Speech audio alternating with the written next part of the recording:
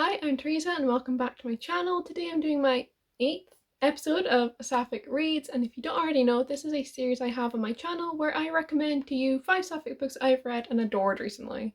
And obviously, because this is me and I read a lot, I have had many parts of this series, and you can find them all linked in a playlist down below if you've not seen them yet and you want to catch up. And yes, let's just get started on the books. So I have got, as I said, 5 here. We've got a bit of a mix of genres. And as always, I will have links to all of these books on Goodreads down below, as well as my reviews where I've got them. In case you want to add any of these books to your TBR, I of course highly recommend that you do if you've not already checked them out. First up is On a Sunbeam by Tilly Walden. So this one and the next book I'm going to talk about, I both read for my reading hyped sapphic books vlog, and I'll link that down below as well if you want some more thoughts. But this is just this absolutely stunning, whimsical graphic novel. I am completely in love. So this follows Mia, who at the beginning of the novel joins this crew who all rebuild destroyed, old, dilapidated buildings in the far reaches of space. And we find out that the reason that she has joined this crew is because she is determined to find her lost love, her first love, Grace. And she thinks that through this crew she'll be able to. And we follow to begin with this kind of dual timeline of her in the present, bonding with this crew and growing closer with them, while in the past we see her falling in love with Grace at this boarding school they both attended until Grace is tragically gone. It's just so lovely and touching and absolutely stunning. The art scheme in this is a graphic novel, I can't remember if I said, is just phenomenal. It has so much like dark colors like the cover, but then you've got these lovely bursts of color and muted tones, but it all works so nicely. It looks stunning. Every page is just a masterpiece. And I flew through this one. It is just such a soft and quiet story, and I'm so in love. And this crew that Mia joins, you've got a big found family vibe there. I loved reading all the scenes of all of them together. It's just so much fun. And what's even better is that this crew, and actually the entire novel, there are no men. You've got women and you've got non-binary people, and that's it. And it is absolutely wonderful. And just seeing so much casual queer rep and all of that in this setting, and this story just being so full of love and so touching and soft was just such a joy to read. This is such a comforting book to pick up, especially if you're like feeling down, you want this sense of closeness and belonging, because that is absolutely what this book will give you. It is just lovely. I'm so in love with it. Definitely I want to pick up more from this author because this is phenomenal. Next up we have got Giddy in the Ninth and Harrow the Ninth, and if you've been on my channel before you'll know that I tend to speak about series like as one entity just because I struggle to separate the books, and it wouldn't make sense for me to do both of these books in a recommendations video separately. So the Locked Tomb trilogy, although of course there are only 2 books so far, this series has taken over my life. I went into this book and this series quite hesitantly because it's adult, it's sci-fi, that's not usually something I'd read, coupled with even experienced readers of these genres finding it very confusing and overwhelming, and I was like, this is not going to go well. But I actually didn't struggle with it too much, and I really enjoyed my time reading it. This is this gothic blend of fantasy and sci-fi and horror, and it's just a bit of a mindfuck really, and it's wonderful. It's just such a unique concept and a unique book, and it's done so well. Absolutely amazingly written. This is pitched as lesbian necromancers in space, and I would also add on to that with a magical competition, which just makes it so fun, honestly. So this follows Gideon Nav, who is indentured to the Ninth House. And in this society in space, the galaxy? Universe? I mixed those 2 up, but one of them is split into these 9 sections, these 9 houses, each ruled over by a necromancer family. And Gideon is not very happy being indentured to the Ninth House, and she wants out, and she's been trying to escape since she was old enough to understand the concept. And at the beginning of the book we follow her attempting again, and she is thwarted by Harrow the Ninth. Now Harrow is the reverend daughter of the Ninth House. She is part of this ruling family, and her and Gideon have hated each other since they were infants, really. And so she stops Gideon because she needs a cavalier, a swordswoman, and Gideon is her only real option because the ninth house is struggling in terms of human resources and any resources really. They are dirt poor and trying to hide it. But when all of the other main families of these houses are summoned by the emperor to take part in this magical competition to become lictors, which are these like all-powerful immortal warriors, she is absolutely going to do that to try and save her reputation of her house. And she brings Gideon along for the ride. And so we follow them getting to this abandoned castle with all these other families where they're basically just set loose and told, figure it out yourselves. And no one knows who to trust, and these two girls can only trust each other despite absolutely detesting each other. And we follow this really complicated relationship between the two of them as they go from enemies to like these forced acquaintances, but do they really trust each other and all of that? And then kind of bonding but not knowing if they should with the other families, and people dying, and it's all just a lot. It's a lot of fun. And this is sapphic. There's no main romance, but Gideon is a massive lesbian and I'm in love with her. There's so many sapphics in these series and it's all just done so like wonderfully and casually, and I'm so in love with it. So I completely recommend this, which is not something I thought I'd ever really be saying until I read it.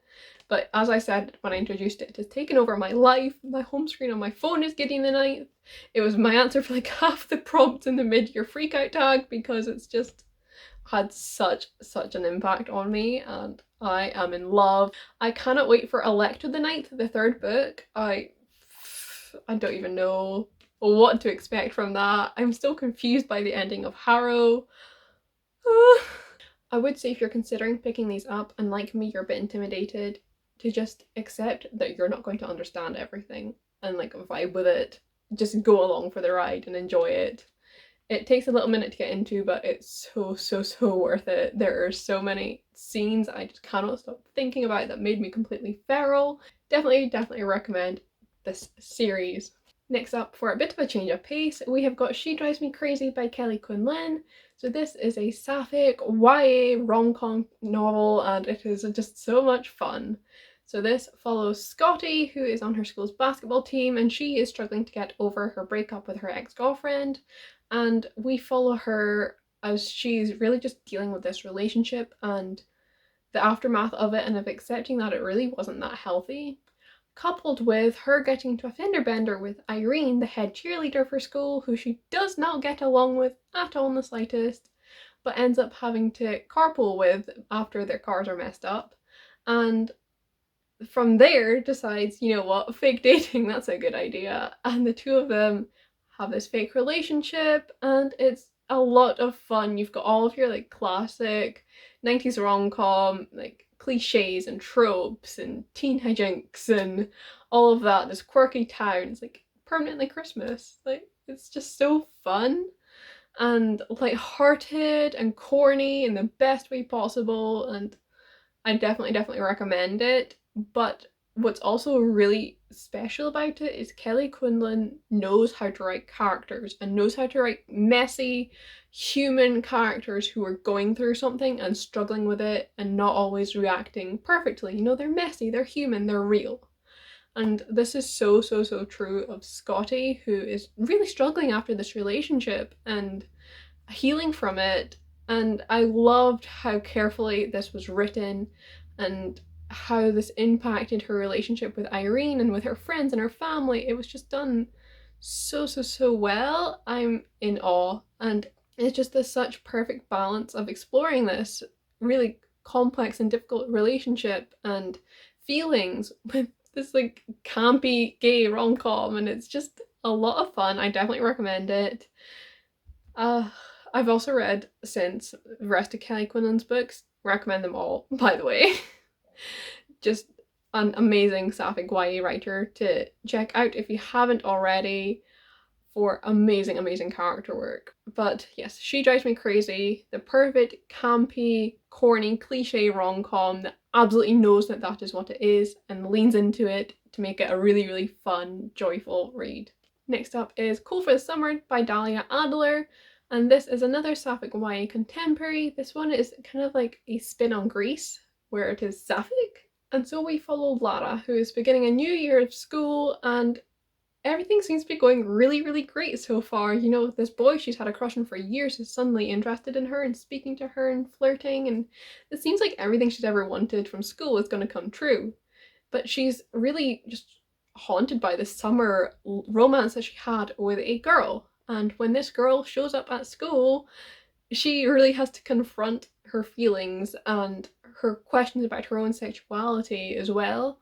And I really, really enjoyed reading this. I loved the journey that Lara went on with her sexuality and these ideas of labels and how necessary they are, and you know, it being okay to not figure out that you're queer from age 5 or something like that, because I know for sure I didn't. And you know that these things don't need to be defined by a certain age or anything like that for them to be valid and real, and I really, really enjoyed that. And I loved how this was told through a dual timeline, so we followed Lara and Jasmine falling in love over the summer, as well as Lara dealing with her complicated feelings in the present as she struggles between this relationship with Chase, this guy, which is what she thinks she's supposed to want and what she has wanted for so long, and everything that goes with this complicated relationship, and her feelings for Jasmine and issues with her friends and all of that. And it's a really good summer moment, summer rom-com, and I definitely recommend it. Lara's character development was so fun to read, and I just loved the journey that she went on. I also really appreciated that both Lara and Jasmine are Jewish, and so is our author, and she explores different ways of being Jewish and experiencing faith within their characters, and I just find that so interesting to read, and I just wanted to kind of point that one out because I know that there's a lack of Jewish representation in books, particularly in sapphic books, and someone was asking for Rex a couple weeks ago, so that is one I definitely recommend. Definitely a book you should be picking up if you want a light summer romance and just some good bi rep. And finally is Last Night at the Telegraph Club by Melinda Lowe. So I absolutely adored this one as well, and this is a YA historical fiction. It has gotten some hype, and I'm so happy to see that. It is so well deserved. This follows a main character called Lily, who is living in San Francisco in the 1950s in Chinatown. She is Chinese American, and we follow her just living as a Chinese American girl in the 1950s and what this means in the context of the Red Scare, this fear of communism and the US government's kind of scaremongering towards Chinese American people as well, and as well as Lily discovering the lesbian bar scene and questioning her own sexuality. And it is just such a touching story, and I loved getting to see this bit of history that you don't really find in history books in schools, you know, following a young Chinese American girl who's a lesbian, who's interested in STEM. This is so many different parts of history that get left out. So I loved seeing her story told here, and just the clear care and research that had gone into this to crafting this was so apparent, and like there's a bibliography at the back and I'm in love with that. This was just, it's such a good book, so well written. I really, really enjoyed reading it, and just the scenes of the lesbian bars as well, I adored reading because there's just this such community between all the lesbians, and that is so, so, so special to read, and I'm just in love. And of course, with it being set at the time it is, following the type of characters that it does, it is not always a happy book. It is often quite painful, so like be aware of that before you read it. It is not lighthearted all the time, and it does really deal with the racism, the misogyny, the homophobia that Lily faces, and it's just an absolutely stunning book. I cannot recommend it enough. So yes, that's all the books. As I mentioned, I'll have Goodreads links for all of these books down below, including reviews for She Drives Me Crazy and Cool for the Summer if you want some more thoughts. And I'll also link the video I mentioned and my social media and my bookshop affiliate link if you fancy buying some books. All down below as usual, so make sure to check those out. And yes, thank you very, very much for watching. I hope you've enjoyed, and I'll see you in another video soon.